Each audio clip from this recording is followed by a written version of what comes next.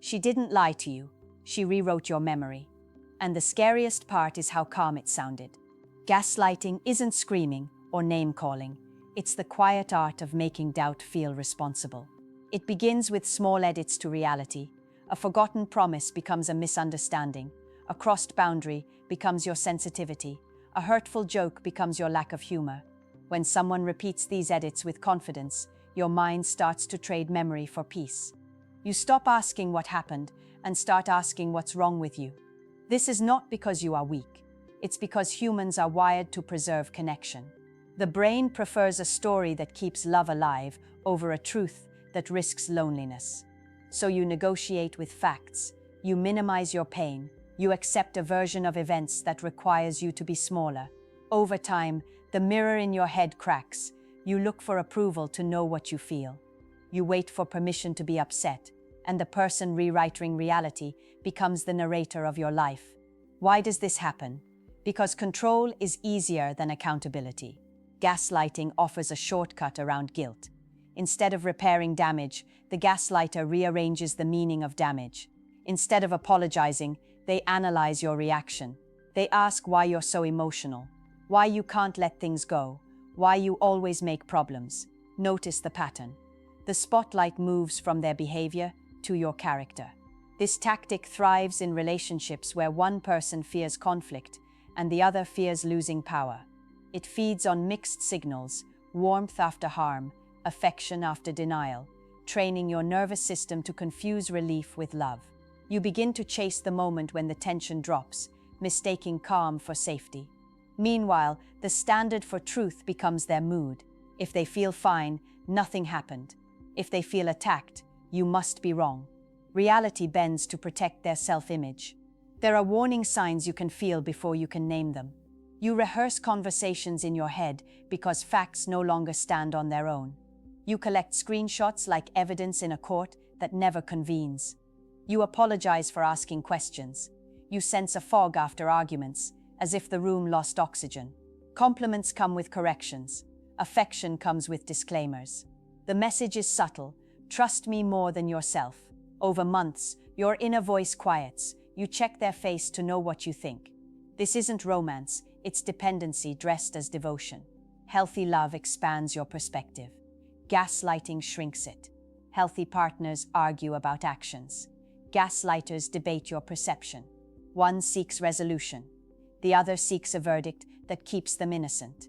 The escape does not begin with confrontation. It begins with clarity. Write down what happened before you discuss it. Say out loud what you felt without defending it. Notice who respects your memory and who edits it. Boundaries are not punishments, they are filters for truth. When you stop negotiating your experience, the spell weakens. Some people will meet you in reality. Others will try to pull you back into the fog. Choose the place where your nervous system can breathe. You don't need to prove you're sane to someone invested in your confusion. You need consistency, not chemistry. You need patterns, not promises.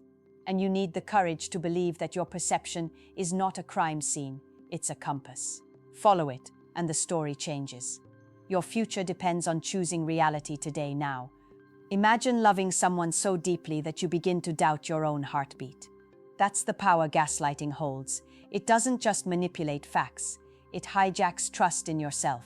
At first, it's almost invisible. A missed text is, "Oh, I thought you knew." A forgotten promise is, "You're too sensitive." A raised voice is, "You're overreacting." Small things, seemingly innocent. But over time, they chip away at your confidence, leaving a hollow echo where certainty once lived. Your mind becomes a battlefield between what you remember and what they insist happened. You start questioning yourself in the middle of conversations, pausing mid-thought, unsure whether your feelings are valid. Every reaction becomes a test. Every emotion becomes a negotiation. And the cruelest part, you love them more for showing even the smallest kindness after the manipulation, because your brain rewards relief the same way it rewards affection. Here's the harsh truth. Not every woman who gaslights is malicious. Some have learned it as survival. Some see it as control to avoid confrontation. Some unconsciously replicate patterns they grew up with. But the effect on you is the same. You are left second-guessing your instincts, apologizing for things you didn't do, and fearing your own voice. Gaslighting thrives in ambiguity, where the line between maybe it's me and no, this isn't right blurs, and this blur is intentional. It keeps you tethered. It keeps you seeking validation from the person who distorts your reality. You learn to internalize blame because it's easier than navigating the storm of questioning someone you care about. You begin to associate love with doubt, affection with fear, attention with anxiety, and once that association forms, it's powerful, almost addictive. Warning signs often appear as tiny mental footprints before the full storm arrives. You replay every argument in your head, analyzing the tone of every word. You apologize constantly, even when you are not wrong. You feel responsible for moods that aren't yours. You notice a persistent tension, like walking on eggshells, but are unsure why. You're drained, not by physical labor, but by the constant mental gymnastics. You measure the truth not against reality, but against how it will be received by them. And you start believing their version of events, because doubting it seems unbearable. Every act of questioning becomes provoking them. Every memory is suspect, every feeling negotiable. Your inner compass spins, because the person who should affirm your reality instead rewrites it. Escaping this requires more than leaving. They can rewrite your past from afar with lies and charm. Real freedom starts internally. You must reclaim your memory, your feelings, your voice, document events. Confide in someone neutral. Trust your first instinct, not the story they repeat. Notice how often they apologize without changing behavior, how often they dismiss emotions, how often they shift blame onto you. Reality is not negotiable. Your perception is not a flaw. Once you internalize that, the mental fog lifts. You can finally distinguish love that nurtures from affection that manipulates. And when that clarity arrives, you see not only the patterns in them, but also the patterns in yourself, what you tolerated, what you ignored, and what you are never going to accept again. Here's the truth most people never admit. Gaslighting is more about power than love. It's not about connection. It's about control. Every gentle twist, every casual doubt, every "you're imagining things" is a test. It's a way to measure how far they can stretch your trust before it snaps. And if it snaps, they don't fix it. They manipulate the aftermath, making you feel guilty for breaking their illusion. In relationships like this, emotional labor is one-sided. You bend reality to maintain peace. You absorb blame that isn't yours. You rationalize behavior that makes you anxious. Meanwhile, they remain untouched, confident in the narrative they've constructed. And the danger is, over time, you begin to believe that your love is the problem, not their manipulation. Recognizing this requires brutal honesty. Ask yourself, do you feel anxious when you are with her more than when you are apart? Do compliments come with conditions or corrections? Do arguments leave you gasping for clarity instead of understanding? These are not signs of normal conflict. They are the fingerprints of psychological manipulation. Notice the patterns. 1 minute warmth, the next cold correction. 1 minute affection, the next accusation. The pendulum swings in ways that make you desperate for calm, and you chase it, mistaking fleeting relief for love. That chase rewires your brain. You begin to tolerate behavior that would have shocked you months ago. You rewrite your boundaries. You justify the manipulation as quirky or complex. That's when danger becomes normalized. Women who gaslight often do it to test loyalty, to measure vulnerability, to maintain dominance, and many do not see themselves as cruel. They see themselves as clever. They believe emotional warfare is a tool to teach lessons or keep love alive. The issue is, it only keeps one person alive, your self-doubt. Gaslighting creates dependency. It erodes autonomy. It shifts identity. You are no longer a partner in a relationship.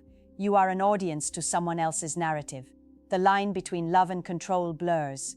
You rationalize patterns that scream warning, and the more subtle the manipulation, the harder it is to recognize, because humans crave connection. Your mind prefers a warped love that exists over the terrifying truth of rejection or conflict. There is a way forward. You don't have to stay trapped in the fog. Step 1 is validation. You do not need permission to trust your own memory. Step 2 is boundary setting. Define what is non-negotiable and stick to it. Step 3 is awareness. Track patterns rather than isolated incidents. Step 4 is support. Speak to friends, therapists, or mentors who can reflect reality back to you. Each of these steps is a brick in rebuilding yourself, piece by piece, from doubt into clarity. And clarity is the first taste of freedom. Once you see the game, you no longer play by its rules. You no longer negotiate your feelings to appease someone else's narrative. You reclaim your perception, and with it, your life. Ask yourself right now, have you been bending your reality to please someone else? Think deeply and write it down in the comments. Share this video with a friend who needs to hear this. Like, subscribe, and don't let anyone rewrite your mind again. Freedom from gaslighting doesn't come with a dramatic confrontation. It comes quietly, almost imperceptibly, when you stop seeking permission for your own feelings. When you stop bending to someone else's version of reality. When you finally realize that clarity isn't cruel, it's survival. The hardest part is admitting that love alone doesn't justify manipulation. That someone who rewrites your memory, shifts blame, and controls your perception is not troubled or complex. They are unsafe for your mental and emotional health. This is not bitterness, it's truth. Accepting this truth is the first step toward rebuilding a life where your instincts, your memories, and your emotions belong to you, not to the narrative of someone else. You must train yourself to recognize patterns instead of isolated incidents. One dismissive comment might be nothing, but repeated over time, it is a signal. One minimized feeling might be accidental, but repeated over time, it is intentional. Gaslighting thrives on repetition and subtlety. It doesn't announce itself with fanfare. It seeps into your mind like water into a crack, eroding the foundation without you noticing. That's why journaling is powerful. Writing down conversations, behaviors, and how they made you feel reclaims your reality. It's a tangible record that your memory is valid. When you see the patterns written in black and white, the fog lifts, and suddenly what felt confusing becomes undeniable. Boundaries are not punishments, they are your armor. Saying, "I will not tolerate being questioned about my memory," is not cruel, it is essential. Saying, "I will walk away if my feelings are dismissed," is not selfish, it is necessary. You are not teaching them a lesson. You are teaching yourself to survive. Emotional survival is not about drama or revenge. It is about reclaiming sovereignty over your mind and heart. And every time you honor your feelings instead of bending them, the grip of gaslighting weakens. You start seeing love as something that supports and nourishes, not something that confuses and diminishes. You start choosing relationships where honesty is habitual, not negotiable. The reality is uncomfortable. Some people will never change. Some will always seek to control rather than connect. And that's their problem, not yours. Your responsibility is your perception, your mental health, and your boundaries. You deserve relationships where your reality is respected, where your feelings are acknowledged, and where trust is not a tool for manipulation. The moment you embrace this truth, your life shifts. You are no longer a participant in someone else's psychological game. You are the author of your own experience. You are free to feel, to remember, and to love without fear of distortion. So here's the question for you. When was the last time you trusted your own memory completely, without hesitation or apology? Think deeply, answer in the comments, and reflect on it. If this video resonated, like, subscribe, and share it with a friend who needs to hear this truth, because no one should let anyone rewrite their reality.